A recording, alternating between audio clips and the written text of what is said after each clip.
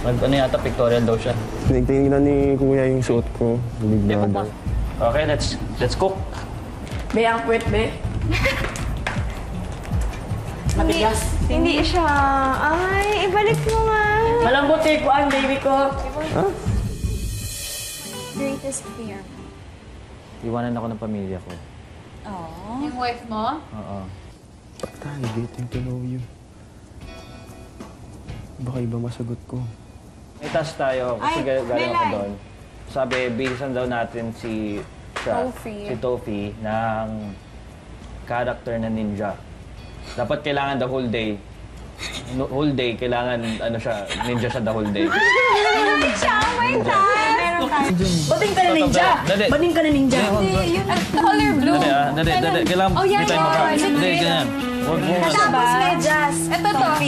Is it fit? Ito to. Ay, ganun. Yan. Ito, butterfly din! Butterfly! Or create. Ang ninja may bra. Ito talaga? Dali-daling kinausap ni JM si Kenny nang makahanap ng pagkakataon. May tutugtog na kantahan, Pinoy ako. So gagawin mo, lalapit ka sa altar. Kapalit mo na sa may off-limits. Sa? Sa off-limits. Lalapit ka altar. Pagkatapos, kung lumapit sa altar, pag ko lang nakatingin, pasok ka na doon. Ha? Tapos? Magkapalit kayo. Ang task natin is kailangan mo palit kayo several times today. Basta pag narinig mo yung tugtog. Ilang sandali lang ay narinig ang unang hudyat ng pagpapalitan. O, hiwain sa gitna. Hindi, ano? Mugo pa yun. Ano gagawin? Ayan yan. Ay, magsayo tayo. Really? Eh, ewan ko. Ano yun? Kwarto. Tulog! Eh, ninja. Si ninja. Ay, si ninja. Ano gagawin? Kalati ka namin. Hey!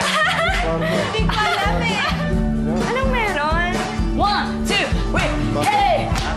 Ano yun? Hindi ko alam. Hindi ko alam eh. Hindi ko rin alam. Basta alam. Hindi ako sure eh. Sumayo ka, ninja! Ganyan yun? Hindi ko alam eh. Di ba? Ako rin, hindi ko alam. Hindi ko alam. Oh, sige, tapos. Sa oras man yun! Ay, gito lang! Ganyan.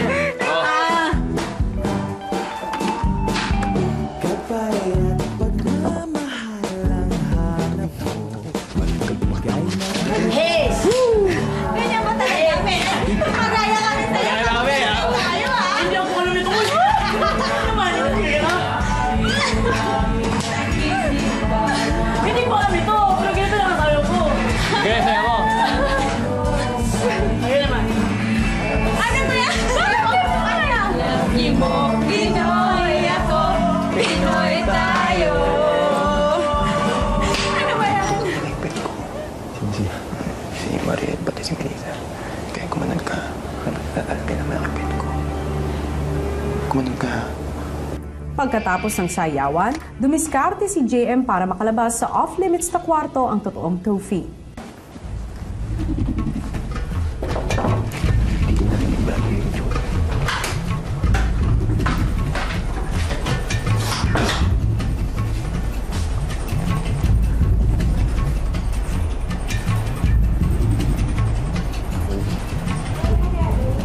Ano yata, pictorial daw siya.